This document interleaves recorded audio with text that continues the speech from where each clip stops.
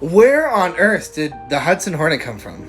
Let me tell you about the small car company that once rivaled Chevy and Ford and where it's at today.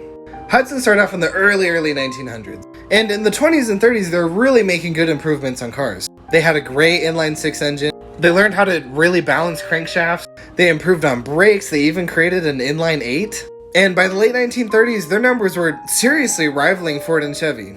But World War II came along, they had to stop everything altogether and only focus on making stuff for the war. Now after World War II, we got cars like the Hudson Hornet, but they never really were able to catch back up to Ford and Chevy. So they merged with a company called Nash, who's making the Rambler at the time, and they formed AMC. But AMC had different leadership than Nash and Hudson, so after a couple of years, they just cut off Hudson and Nash and just made cars under the name of AMC. AMC was later bought by Chrysler and they called it Eagle, but Eagle was eventually discontinued in the 90s. Which means that Hudson, somewhere today, is buried in here.